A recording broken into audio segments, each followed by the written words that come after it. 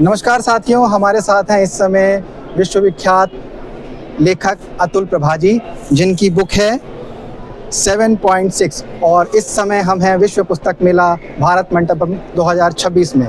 तो आइए सर से बात करते हैं, सर की पुस्तक के बारे में, सर के बारे में, सर ने कब से लिखना शुरू किया। तो सर बहुत बहुत स्वागत है आपके हमारे इस कार्यक्रम में। तो सर आप थोड़ा अपने बारे में बताइए, आपने कब से लेखन शुरू किया, आपका लेखन में कब से रुचि आई और कितनी किताबें आपने लिखी? देखिए, लिखने से पहले मुझे पढ़ने में रुचि थी और बचपन से ही मैंने बहुत सारे उपन्यास और कॉमिक्स और जितनी भी चीज़ें उस समय अवेलेबल होती थी 1980s 90s में, तो वो मैं पढ़ता था और कभी सोचा नहीं था कि मैं लिखूँगा। लेकिन कोरोना जो एक वैश्विक महामारी थी, उस समय कुछ ऐसी घटनाएं हुई कि मुझे कलम उठानी पड़ी और तब मैंने अपना पहला उपन्यास लिखा, पल पल दिल के पास, जो कोरोना पर आधारित था। और ये 7.6 जो अभी 6 महीने पहले रिलीज़ हुई है, ये मेरी चौथी किताब है और ये भी उपन्यास है। तो सर आप जो कहानियाँ लिखते हैं उसका विषय क्या रहता है? देखिए, अभी तक मैंने विविध विषयों पर लिखा है। मेरी पहला उपन्यास कोरोना पर था और एक प्रेम कहानी थी। मेरा दूसरा उपन्यास था रुक जाना नहीं, जो कि स्टार्टअप कल्चर पे था और उसमें भी कई प्रेम कहानियाँ थी। और जो तीसरा उपन्यास था वो पल पल दिल के पास का ही एक पल पल दिल के पास था, जो पहले उपन्यास का ही एक वृद्ध संस्करण था। और चौथा उपन्यास ये है जो कि एक साइंस फिक्शन है। तो सर एक चीज़ और पूछना चाहूँगा, आप भी किताबें लिखते हैं और भी अन्य कई लेखक किताब लिखते हैं, तो आपके लेखन में और अन्य कई जो लेखक हैं उनके लेखन में क्या अंतर है, थोड़ा उसके बारे में बताइए। देखिए, लिखना तो एक ऐसी चीज़ है कि जो आपने इनपुट लिया होगा वही ज़्यादातर आप आउटपुट देंगे। तो लाखों किताबें हैं, लोगों ने हज़ारों पढ़ी हैं, सैकड़ों पढ़ी हैं, दर्जनों पढ़ी हैं, और जिस क्रम में या जिस राइटर्स की वो पढ़ते हैं या जिनमें उनकी रुचि है, वो वैसा ही लिखने का इम्प्रेशन उनमें कहीं ना कहीं आ जाता है। ओरिजिनल तो होता ही है, बट जो आप पढ़ के बड़े हुए होते हो तो आप थोड़ा सा इम्प्रेशन उसका लेके आते हो।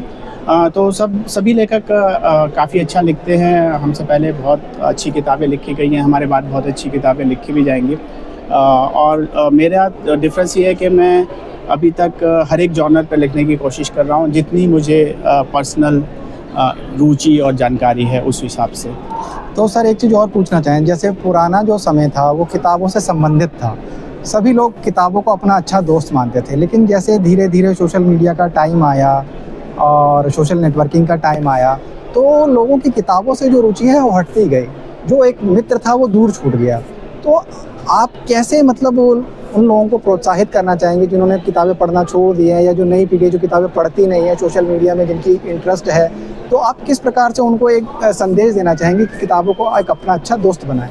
हाँ, देखिए, ये बात तो सही है कि किताबों का एक ज़माना था और वो दौर अब शायद उस तरह से नहीं वापस आएगा।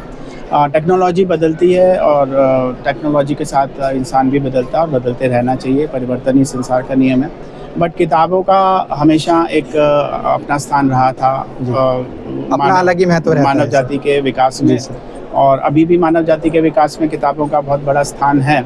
बहुत सारी किताबें ऐसे जॉनर हैं जिसको आप पढ़े बिना छोड़ नहीं सकते हैं आज के समय में भी।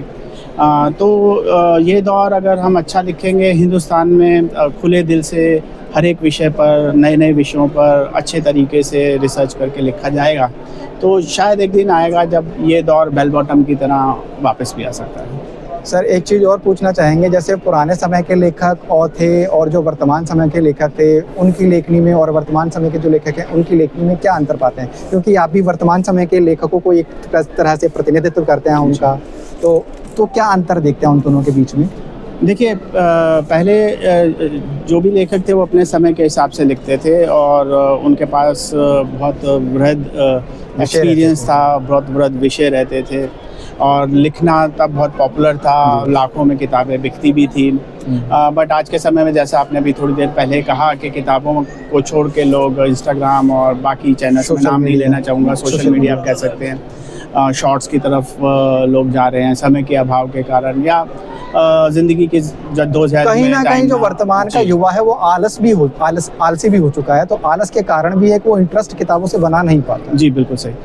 तो आज के लेखकों में जो हैं वो, क्योंकि किताबों की बिक्री कम हुई है तो ज़्यादा चलन जो है वो सोशल मीडिया और चलचित्रों की तरफ बढ़ा है।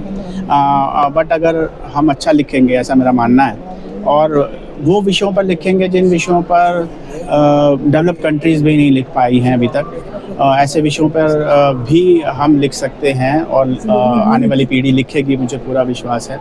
तो अगर हम वो कोशिश करेंगे तो हम लोगों को कुछ नया दे पाएंगे, और वो जब उनको कुछ नया मिलेगा तो डेफिनेटली वो किताबों की तरफ लौटेंगे। चलिए, बहुत बहुत अतुल जी आपका धन्यवाद कि आपने हमारे चैनल के लिए समय दिया। आप सभी का धन्यवाद, आपका विशेष आभार। तो हम सभी दर्शकों से अनुरोध करना चाहेंगे, जो सर की बुक है 7.6 अतुल प्रभा जी की, इसको अधिक से अधिक संख्या में पढ़ें। ये अमेज़ॉन प्लेटफॉर्म पर भी शायद जी, ये अमेज़ॉन, फ्लिपकार्ट पर अवेलेबल है, और नीलम जासूस कार्यालय पे वेबसाइट पर भी अवेलेबल है। जो नीलम प्रकाशन है उसके माध्यम से ये प्रकाशित हुई है, नीलम जासूस करके। और ये प्रकाशन जो है जासूसी नॉवल ज़्यादा लिखता है, और सर की बुक्स को अधिक से अधिक आप लोग खरीदें, प्रमोट करें, ताकि सर फ्यूचर में, भविष्य में हमें और ऐसी अच्छी कहानियाँ दे सकें। बहुत बहुत धन्यवाद सर। बहुत बहुत धन्यवाद।